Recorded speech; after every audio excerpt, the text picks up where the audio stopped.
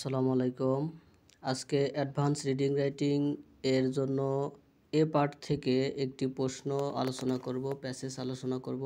যে প্যাসেজটি আপনি পড়লে আপনার ইংলিশে বলার অভিজ্ঞতা এবং ভোকাবুলারি থেকে শুরু করে সব কিছু ডেভেলপ হতে পারে। এই প্যাসেজটি আপনার এসএসসি, এইচএসসি, তারপরে জব, যে কোনো পরীক্ষা আসতে পারে। শুরু করছি। What are the difficulties in learning a second language? Clearly, one of the main difficulties is that usually the learner lives in an environment where the second language is not spoken. The language may be used in special language classes or even as a medium of instruction in school, but generally a fairly small proportion of the learner's time is spent in using it. অর্থাৎ দ্বিতীয় ভাষা শেখার ক্ষেত্রে অসুবিধাগুলি কি কি? স্পষ্টতই প্রধান অসুবিধাগুলির মধ্যে একটি হলো শিক্ষার্থী সাধারণত এমন পরিবেশে বাস করে যেখানে দ্বিতীয় ভাষাটি বলা হয় না। ভাষাটি বিশেষ ভাষার ক্লাসে এমনকি স্কুলে শিক্ষার মাধ্যম হিসেবেও ব্যবহার করা যেতে পারে, তবে সাধারণত শিক্ষার্থীর সময়ের একটি মোটামুটি ছোট অংশ এটি ব্যবহারে ব্যয় হয়। Another difficulty is that of interference between learner's mother tongue and the second language. Interference is perhaps most noticeable in pronunciation, but it also affects the learner's understanding of grammar and ability to write well in the second language. Learning another language then is clearly not easy. It requires interest, persistence, the confidence to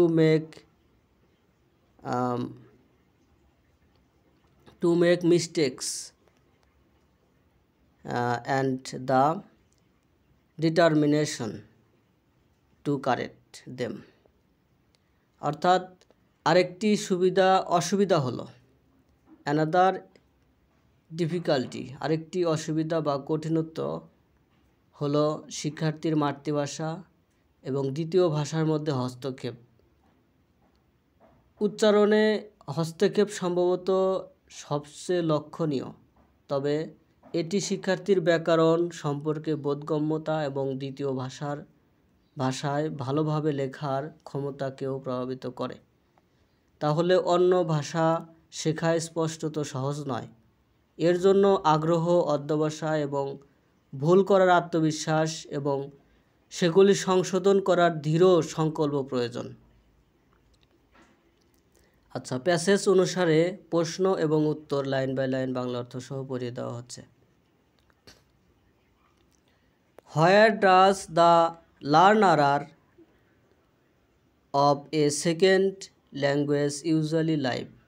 দ্বিতীয় ভাষার শিক্ষার্থী সাধারণত কোথায় থাকে? Usually the learner lives in an environment where the second language is not spoken.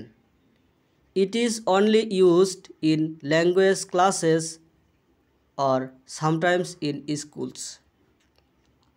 সাধারণত শিক্ষার্থী এমন পরিবেশে বাস করে যেখানে দ্বিতীয় ভাষাটি বলা হয় না।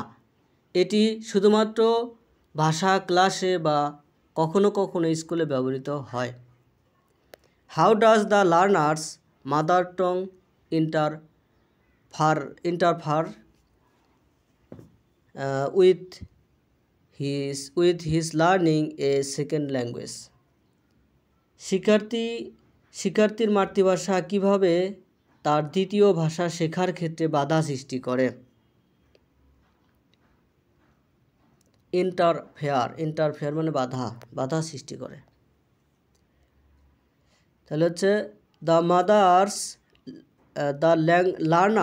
লার্নার্স মাদার টং causes interference in pronunciation, grammar and writing.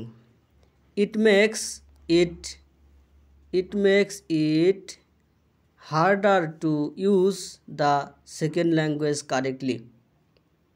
শিক্ষার্থীর মাতৃভাষা উচ্চারণ, ব্যাকরণ এবং লেখার ক্ষেত্রে বাধা সৃষ্টি করে। এটি দ্বিতীয় ভাষা সঠিকভাবে ব্যবহার করা কঠিন করে তোলে। Is a second language difficult to learn? Is a second language difficult to learn? Is a second language difficult to learn? আচ্ছা, দ্বিতীয় ভাষা শেখা কি কঠিন? Yes. Learning a second language is difficult because it requires practice, exposure and effort, especially when it is not used in daily life. অর্থাৎ হ্যাঁ, দ্বিতীয় ভাষা শেখা কঠিন কারণ এর জন্য অনুশীলন, অভিজ্ঞতা এবং প্রচেষ্টা প্রয়োজন, বিশেষ করে যখন এটি দৈনন্দিন জীবনে ব্যবহার করা হয় না। What qualities does the learner need to acquire a second language? দ্বিতীয় ভাষা অর্জনের জন্য শিক্ষার্থীর কি কি গুণাবলী প্রয়োজন? The learner needs interest, persistence মানে the learner needs interest, persistence, confidence to make mistakes and determination to correct them in order to learn a second language well. দ্বিতীয় ভাষা ভালোভাবে শেখার জন্য শিক্ষার্থীর আগ্রহ, অধ্যবসায়, ভুল করার আত্মবিশ্বাস এবং সেগুলি সংশোধন করার দৃঢ় সংকল্প প্রয়োজন। What do you mean by interference? হস্তক্ষেপ বলতে আপনি কি বোঝাতে চান বা বাধা বলতে আপনি কি বোঝাতে চান? So interference means the influence of a person's mother tongue on the second language, which causes mistakes in pronunciation, grammar and writing. হস্তক্ষেপ বা বাধা বলতে দ্বিতীয় ভাষার ওপর একজন ব্যক্তির মাতৃভাষার প্রভাব বোঝায়, যা উচ্চারণ, ব্যাকরণ এবং লেখায় ভুলের কারণ হয়। Difficulties in learning a second language, দ্বিতীয় ভাষা শেখার অসুবিধা। আচ্ছা, এটা হচ্ছে দ্বিতীয় মানে এটা প্যাসেজের টাইটেল হতে পারে। Give this passage A subtitle, একটি অনুচ্ছেদের একটি উপযুক্ত শিরোনাম দিন। সাবটাইটেল মানে কি? শিরোনাম। Difficulties in learning a second language, problems in learning another language, challenges of language learning. অর্থাৎ এই কয়টি এই প্যাসেজের জন্য সাবটাইটেল হিসেবে ব্যবহার করা যেতে পারে। আচ্ছা, what is the main difficulty in learning a second language? দ্বিতীয় ভাষা শেখার প্রধান অসুবিধা কি বা কঠিনত্ব কি? The main difficulty is that learners usually live in an environment where the second language is not spoken in daily life. প্রধান অসুবিধা হলো শিক্ষার্থীরা সাধারণত এমন পরিবেশে বাস করে যেখানে দৈনন্দিন জীবনে দ্বিতীয় ভাষাটি ব্যবহার হয় না। How much time does a learner usually spend using the second language? অর্থাৎ একজন শিক্ষার্থী সাধারণত দ্বিতীয় ভাষা ব্যবহারে কত সময় ব্যয় করে? A learner usually spends only a small part of their time using the second language, mostly in language classes or school lessons.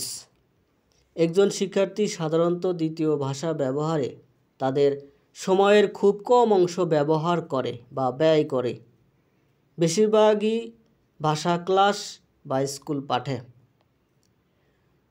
What is meant by environment in these passages? এই অনুচ্ছেদে পরিবেশ বলতে কি বোঝায়? অর্থাৎ পরিবেশ মানে এনভায়রনমেন্ট এই শব্দটি এর অর্থ কি বা এটি দ্বারা কি বোঝায়? In this passage, environment means the place or surroundings where a person lives and communicate daily. অর্থাৎ এই অনুচ্ছেদে পরিবেশ বলতে সেই স্থান বা আশেপাশের এলাকা বোঝায় যেখানে একজন ব্যক্তি প্রতিদিন বাস করেন এবং যোগাযোগ করেন। What is interference in learning a language? ভাষা শেখার ক্ষেত্রে হস্তক্ষেপ বা বাধা, অবস্টাকল, বাধা, এর একটি সিনোনিম হতে পারে অবস্টাকল, বাধা। তাহলে হচ্ছে ভাষা শেখার ক্ষেত্রে হস্তক্ষেপ কি বা বাধা কি? Interference means the influence of a learner's mother tongue on the second language, causing mistakes in speaking or writing. হস্তক্ষেপ বা বাধা বলতে বোঝায় শিক্ষার্থীর মাতৃভাষার দ্বিতীয় ভাষার উপর প্রভাব, যার ফলে কথা বলা বা লেখার ক্ষেত্রে ভুল হয়। In which parts of language learning in interference most noticeable? অর্থাৎ ভাষা শেখার ক্ষেত্রে ভাষা শিক্ষার কোন অংশে হস্তক্ষেপ সবচেয়ে বেশি লক্ষণীয়? Interference is the most noticeable in pronunciation, but also affects grammar and writing ability. উচ্চারণে হস্তক্ষেপ বা বাধা, উচ্চারণে বাধা সবচেয়ে বেশি লক্ষণীয়, তবে গ্রামার এবং লেখার ক্ষমতাও প্রভাবিত করে। What happens when a learner's mother tongue interferes with the second language? অর্থাৎ যখন একজন শিক্ষার্থীর মাতৃভাষা দ্বিতীয় ভাষার উপর হস্তক্ষেপ করে তখন কি ঘটে? যখন একজন শিক্ষার্থীর মাতৃভাষা দ্বিতীয় ভাষার উপর হস্তক্ষেপ করে তখন কি ঘটে?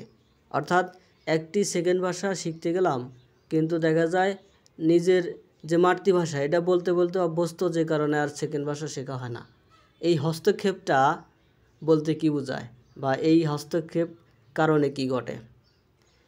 It causes errors in pronunciation, grammar and sentence structure, making it harder to speak and write correctly.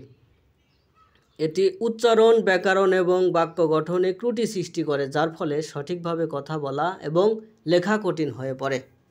অর্থাৎ যখন আমরা উচ্চারণ, ব্যাকরণ বা বাক্য গঠনে করি ইংরেজিতে, তখন আমরা এই বাংলা বলতে বলতে এমন অবস্থা হয়েছে যে এই বাক্য গঠন করতে ভুল করি অথবা উচ্চারণ করতে ভুল করি, ব্যাকরণ পড়তে ভুল করি, সবই বাংলায় পড়ি কিন্তু দেখা যায় কোনোটাই শেখা হয় না, এটাই বোঝানো হয়েছে।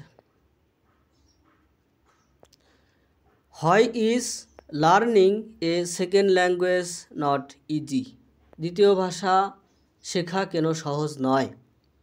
ইট is not easy because learners do not get enough practice and their another tongue often influences their learning. এটি সহজ নয় কারণ শিক্ষার্থীরা পর্যাপ্ত অনুশীলন পায় না এবং তাদের মাতৃভাষা প্রায়শই তাদের শেখার ওপর প্রভাব ফেলে। What qualities must A learner have to learn a second language successfully? তাহলে দ্বিতীয় ভাষা সফলভাবে শেখার জন্য একজন শিক্ষার্থীর কি কি গুণাবলী থাকা উচিত? হোয়াট কোয়ালিটিস, কি কি গুণাবলী মাস্ট এ লার্নার থাকা উচিত একজন শিক্ষার্থীর বা learner have to learn a second language successfully? দ্বিতীয় ভাষা সে ভালোভাবে শেখার জন্য একজন শিক্ষার্থীর কী কী গুণাবলী থাকা উচিত? এ learner must have interest, persistence, confidence to make mistakes and determination two correct them. একজন শিক্ষার্থীর আগ্রহ, অধ্যবসায়, ভুল করার আত্মবিশ্বাস এবং সেগুলি সংশোধন করার দৃঢ় সংকল্প থাকতে হবে। অর্থাৎ ভুল করতে হবে, আবার অধ্যবসায় থাকতে হবে এবং আগ্রহ থাকতে হবে আর কি এই ভুলগুলোকে সংশোধন করার দৃঢ় সংকল্প থাকতে হবে, ডিটারমিনেশন থাকতে হবে। Why is confidence important in learning second language? দ্বিতীয় ভাষা শেখার ক্ষেত্রে আত্মবিশ্বাস কেন গুরুত্বপূর্ণ? Confidence helps learners speak and practice freely without fear of making mistakes which improves their learning.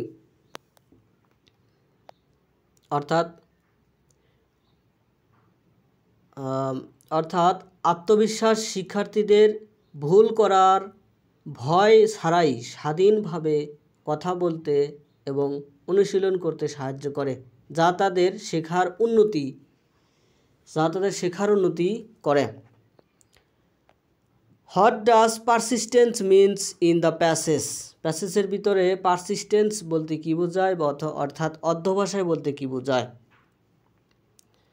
Persistence means continuing to learn and practice even when it is difficult or mistakes are made. অর্থাৎ অধ্যবসায় বলতে বোঝায় কঠিন হলেও বা ভুল হয়ে গেলেও শেখা এবং অনুশীলন চালিয়ে যাওয়া। কন্টিনিউ, লার্ন অ্যান্ড প্র্যাকটিস, শেখা এবং অনুশীলন চালিয়ে যাওয়া। ইভেন, এমনকি যখন it is difficult or mistakes are made, যখন কঠিন হলেও অথবা ভুল হয়ে গেলেও অনুশীলন বা শেখা চালানো উচিত। How can learners overcome the difficulties of learning a second language? শিক্ষার্থী কীভাবে দ্বিতীয় ভাষা শেখার অসুবিধাগুলি কাটিয়ে উঠতে পারে? তাহলে শিক্ষার্থীরা কীভাবে দ্বিতীয় ভাষা শেখার অসুবিধাগুলি কাটিয়ে উঠতে পারে?